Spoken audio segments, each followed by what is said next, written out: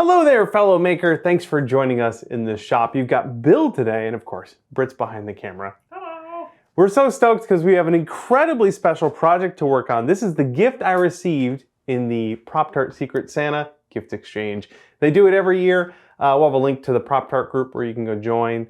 And the idea is you make something for another Prop-Tart and they make something for you. You do a little bit of an exchange. I made that Nazgul sword for my gift E. And what I got in return was from Caitlin over at Clef Cosplay, who you should go follow on Instagram right now because she's up to a ton of exciting stuff. She made for me this kit. It's unpainted, it's unassembled. We're gonna have to do all that today. But what it is the skull of Baron Rivendare's mount. Baron Rivendare, of course, everyone knows, is one of the bosses in Undead Strat in the original World of Warcraft. Brittany and I both played a ton of that. In fact, we killed this guy hundreds of times. And we never ever saw the mount drop. His horse is a droppable mount that you can get on and ride. I never saw it drop once. So I'm really excited because I now have one, a full-size head of Baron Rivendare's mount. It's all made out of EVA foam. It's hinged. Even the board here is made out of foam, the sort of mounting board. And then of course we have some other goodies to put the whole thing together. This is for mounting it up on the wall. We have some PVC and this metal flange. And the whole thing came, this is so great because Caitlin is incredible. It came with everything I need. We've got horsehair for the undead horsehair, as is a wig, I think. Everything came in these velvet envelopes with Alliance and Horde wax seals on them. And then drawings and a full set of instructions for assembly. This is so incredible. It's been sitting in the basement for a few months now, and I'm so stoked to dive in, finish it up, and then figure out where it is we're gonna hang this up in our house, because in case you didn't notice, it's gigantic. We're gonna start our adventure with this plaque. It's made of insulation foam, and it's got magnets that hold it together. This was so it could be shipped in a smaller package, but for my purposes, I wanna glue this together, make it permanent. To do that, we're gonna use some 5-minute epoxy, but I have a couple other things to make it a little more structurally sound. I cut out a couple of pieces of styrene plastic, and I wanna glue these over the seam on the back so that they hold it together. I also cut out some of these bamboo skewers, and those are gonna get poked between each side on the inside to act as some more support. We'll of course glue this whole seam together too. A lot of problems that can be solved with 5-minute epoxy, let me tell you. All right, let's move. We have roughly 5 minutes. Gonna install these guys. Let's start down here. Just get a little glue out there. Huh.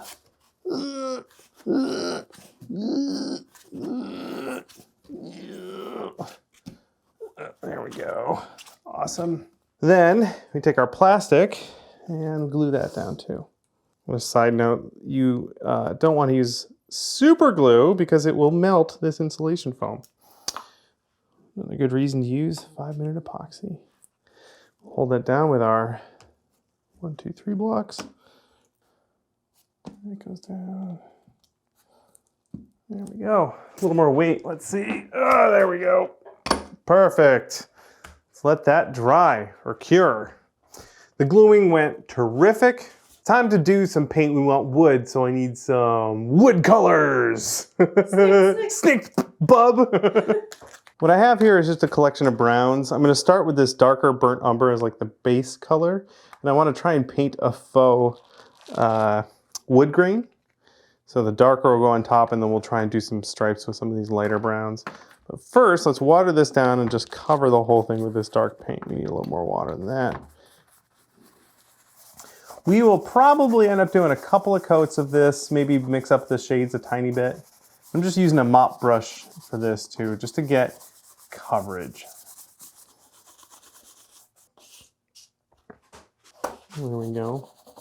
Now that it's covered, I'm just leaving my brush strokes so that they're in the same direction as the wood grain. We'll do several layers like this, and hopefully it'll give us a nice texture looking, a wood grain looking texture anyway. Going with the second layer, we're doing the same exact thing, just a slightly lighter and sort of more red brown. This is a burnt umber, I think.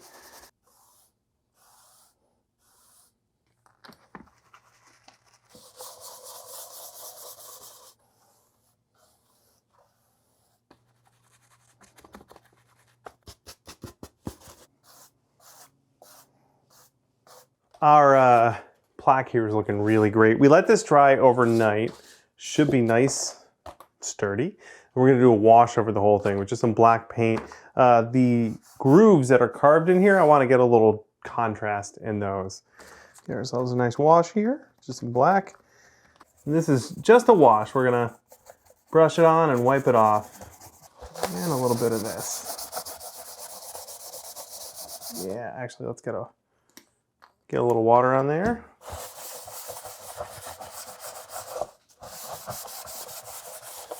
And we want to just leave all that down there.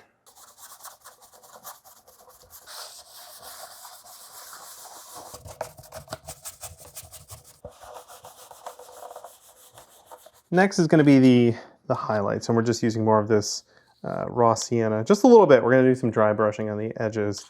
I've got a chip brush here. I'll get just like the barest whiff of paint. This is a great spot, actually.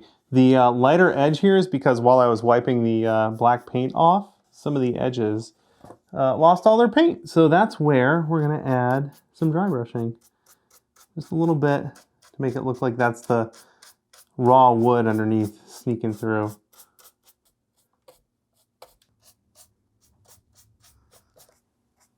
That's it, that's all. Just a little Walk touch. away. Just walk away.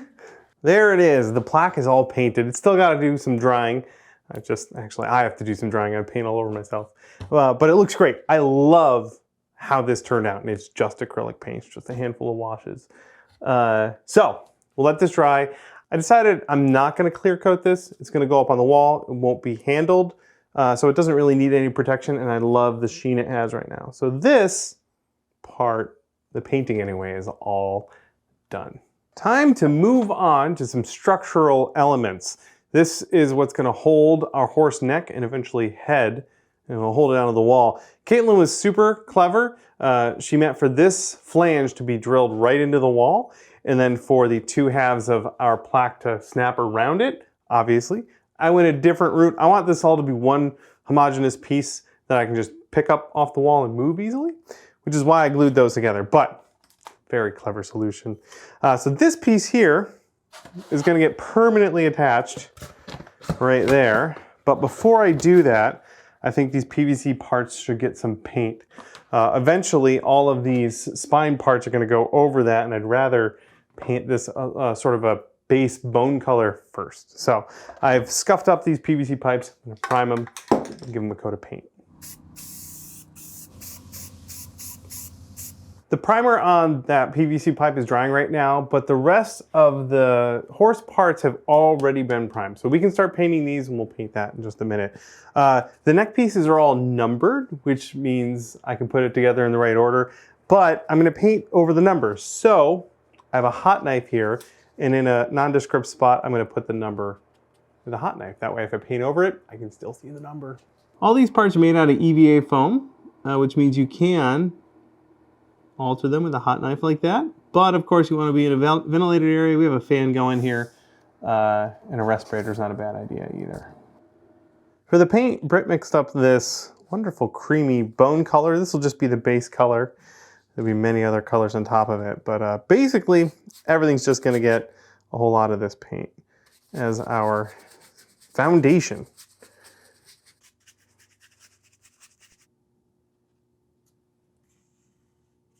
The primer is dried on this, so we can give this the same bone color treatment. I guess everything's going to get this base coat of bone color here, including the horns, and of course, the giant head. Nice feature about these horns is they have magnets on them, so I can just put them on this metallic vise to hold them in place. It's not quite strong enough to keep it from getting knocked over, but at least I can let it dry sitting up there. The jaw was removable. Makes it much easier to get in here and paint the insides of this. I think the very inside part here will be black. Eventually we'll paint that black, but most of this is all still just getting this, this base bone color. Make sure we get in between all those teeth.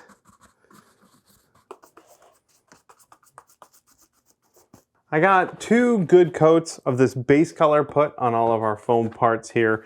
We're going to set that aside for now because now we can start assembling the plaque. I'm going to glue this to it so it's all permanent, all one big piece. And it's just going to go in like that with a little 5-minute epoxy, I think. That should do it. Especially going for the high spots, that's where it's going to actually touch. And I'm being pretty generous with the amount here too.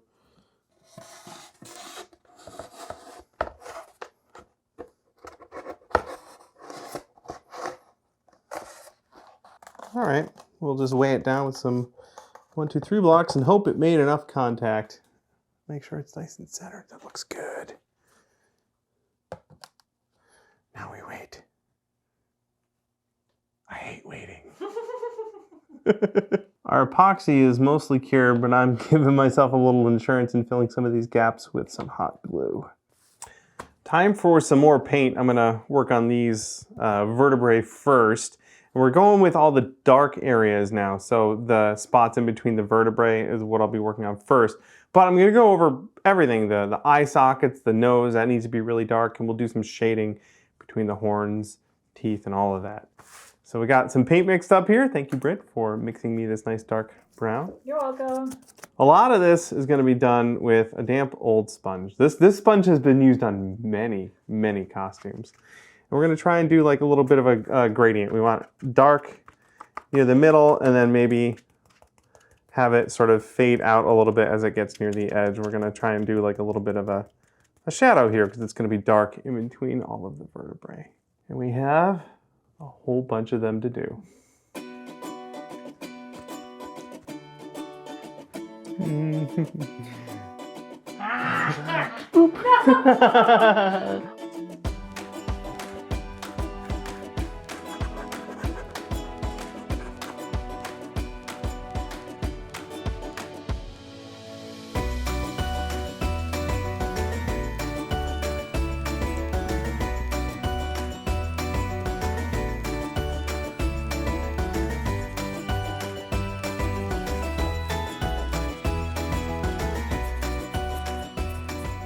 We still have plenty of painting to do, but I want to do a tiny bit of assembly. I want to put the neck together.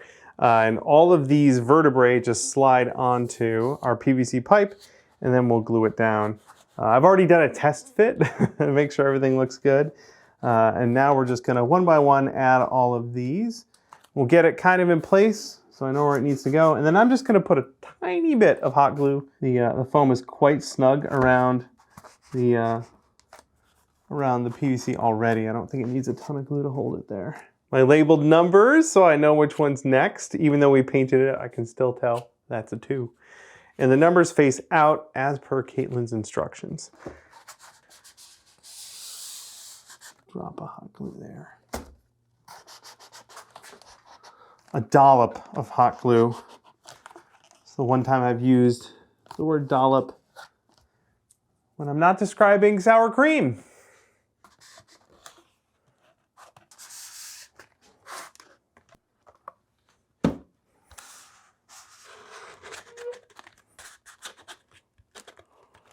Okay, I think I need to cut a little bit out or make a little room for that.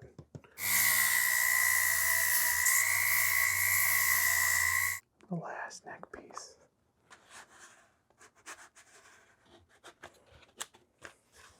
And then this part goes on here.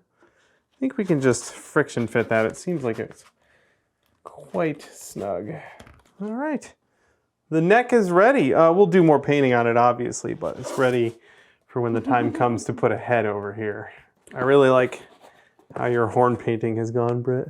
Thank you. It looks really good. Look at that. Yeah. Okay, still plenty of painting to do. We did kind of the darks. Now we're going to do some mid-tones. Get a little color in there, some purples and grays.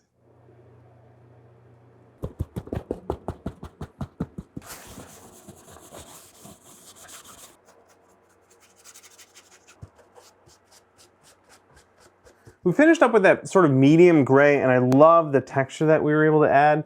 Basically, I just stippled a bunch on with a sponge and then let it dry a tiny bit, and then wiped a lot of it away, but it left this great texture. Brittany did the gradient on the horns here, and they look amazing. Very excited with how those are turning out. So now it's time to do kind of the highlights. We're gonna do some dry brushing. I've got an even lighter gray with a little bit of that purple in there. We're just gonna dry brush over the high spots so we have a little more contrast. And then I think we'll let that dry, give it one more wash to add a little bit more dark down into all the crevices. But I'm really loving how this is turning out.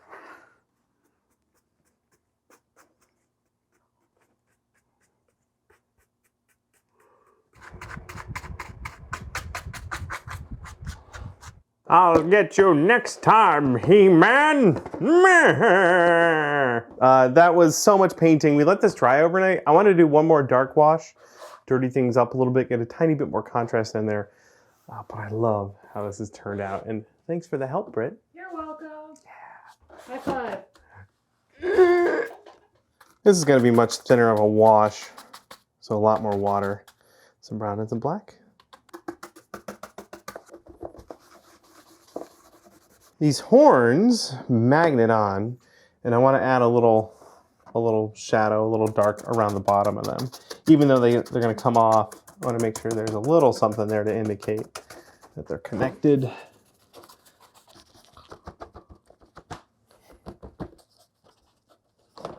So that way, now we've got this sort of shaded area compared to the other one. So it looks like that's attached a little more.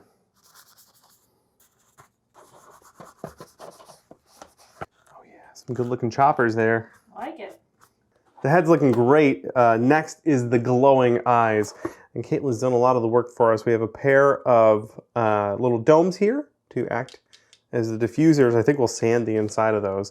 And then for the lights, we have LEDs that are good to go with batteries and everything in there. And we'll just have to relocate those to the eye holes.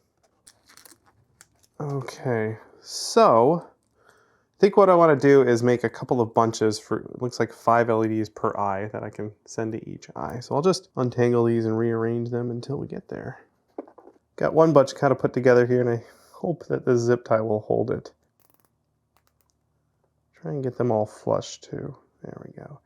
Oh, and this is exciting because I have a new zip tie tool. This both tightens, and when it's tight enough, it trims a zip tie. How cool is that? Got my 2 bunches all set up here, but they're a little too close to one another. I'm just going to extend these 2 wires so that it can reach both eyes.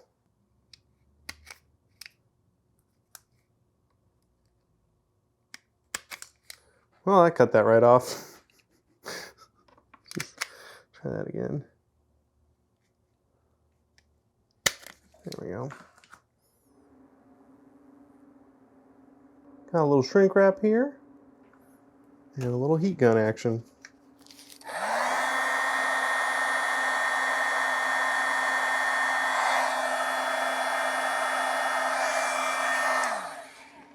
Oh yeah. There we go. 2 eyeballs worth of LEDs. Woo! I figured out where I want the eyeballs to go there, and I sharpened this aluminum tube so I can cut that hole very carefully.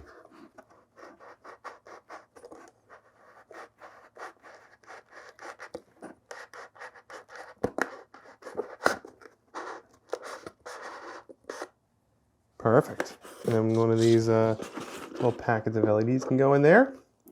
And one of these can go on top of it. I think we'll probably, let's just sand that. We can test that right now, sand it and see how it looks. Not quite sure what these were originally, but they're really neat. Really great for fake eyes like this. We're doing this so the light gets diffracted and hopefully leaves a better glow.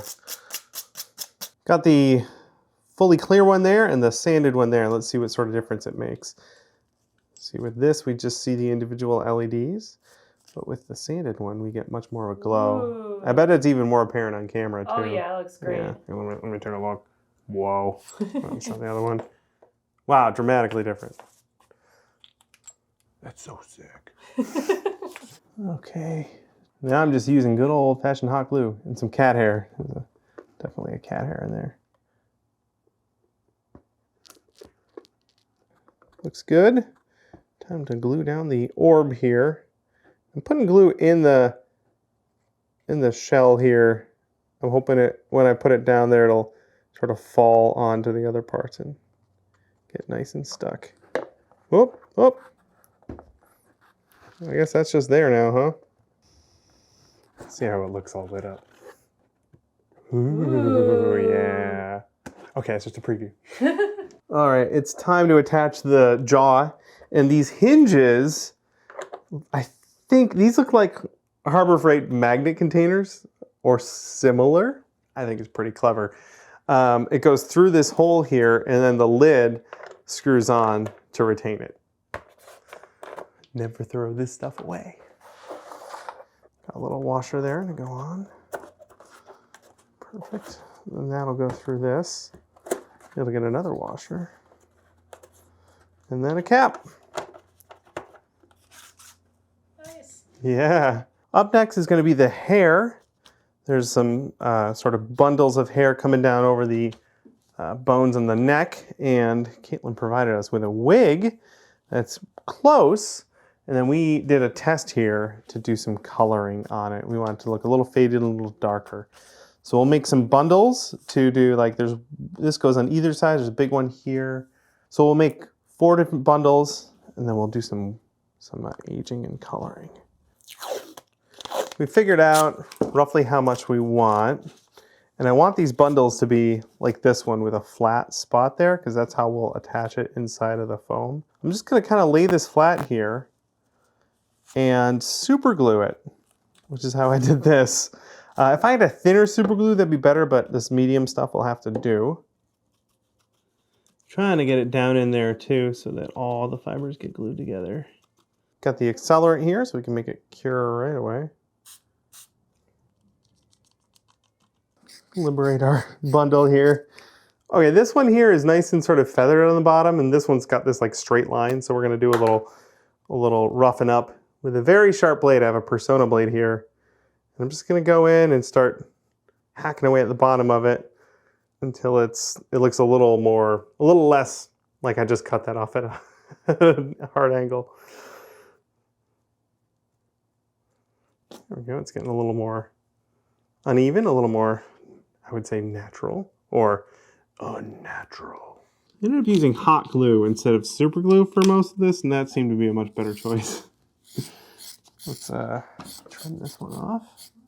Time to make these look like that. And we're starting with just a Sharpie. Alcohol inks usually are good for coloring wigs. I don't have any Copics on me, but I do have Sharpies. Just gonna make sure that I'm not just drawing on the surface. And we're not trying to color the whole thing black. We're just trying to like make the whole thing look a little darker. To make our hair look even more old and dusty, we're going to use some pigments here. It should help it feel a little more washed out, a little less saturated, a little more undead. Yeah. Some nice looking undead horsehair there. Just styling my hair a little bit. This is going to stick in like that. And I want it to have a nice bend over like that. I don't want it to stick straight out, so we're just gently hitting it with the heat gun and folding it over so that it wants to stay down. Pretty much like that. All right, I glued the 2 hair bundles together and I cut a little slot for them, and now we're going to glue them into the neck.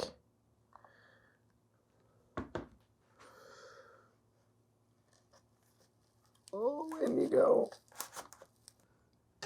I think it looks okay. This is like the second wig I've done. The first one was in 2010 and I spray painted it, so I've come a long way. Bit more glue and a bit more wig. So stylish. Right now is when I'm thinking, boy, this would have been easier before I glued all of these spine pieces to this tube. But we're making it work.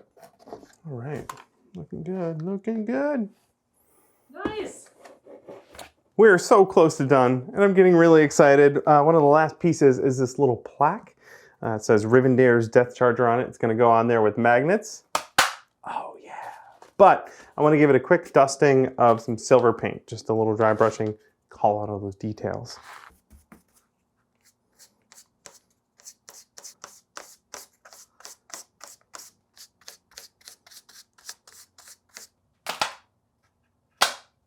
Time for the final assembly. I've added a little hanger on the back of this so I can just put it on a screw. This way I can take it off and put it back on when I move it, and it should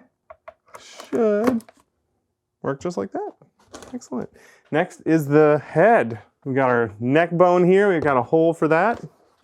Slides right on. Awesome. So far so good. And then this screw and nut go through a thing in there to hold it in place. You're just gonna have to take my word that that's what I'm doing. That is on. I can tighten the jaw hinges a bit so that they can close and stay closed. So we do this. Stays closed. Last thing is the horns.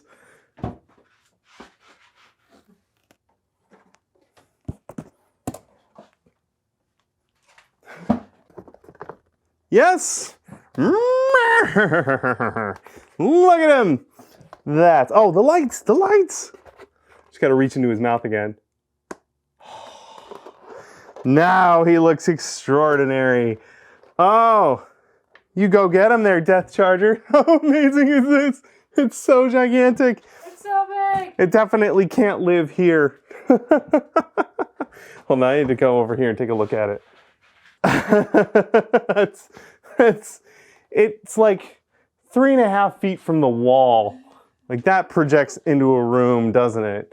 Wow, that is spectacular. Caitlin, you did such a great job. Sorry I didn't follow your instructions completely. She did leave some very specific and well thought out instructions, but I'm so stoked with how this turned out. Now, all we have to do is go find out where to put it.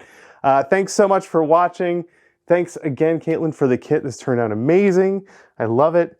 If you want to help us out a little bit more and gain access to some extra videos, we do vlogs every week for our Extra Credit Club. There's a link down below where you can join both on Patreon and on YouTube. Thank you again. Now it's time for us to really actually go find a place to put this.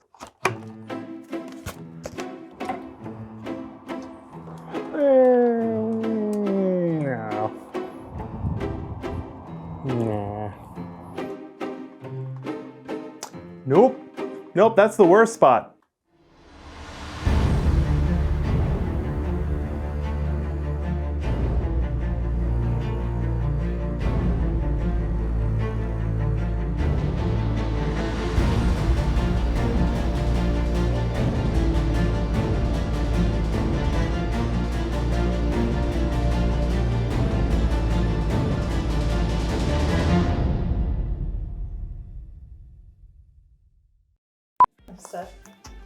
Just give me a second. From World of Warcraft, from Undead Skull the Mance to be precise. Skullomance. Undead, oh, I messed up. Undead Strathholm, ah! No, I got a faulty skewer. Give me that good stuff. Should have sprung for the premium skewers. Sure someone somewhere sells artisan bamboo skewers. Sure there's an Etsy store for it. No. Oh, hello. Hey everybody, I'm the Silent from Slay the Spire. I like poisons and daggers. You like my horns? My horns. Some hair.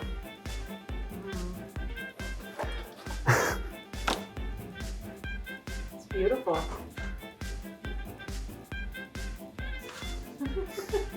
Yep. Ah. Yep. So close. Yep.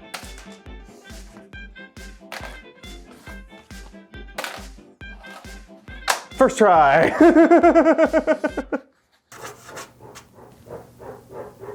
That's either the cat Or the guy who's painting our house. That or the cat's painting the house. That'd be great. Unlikely.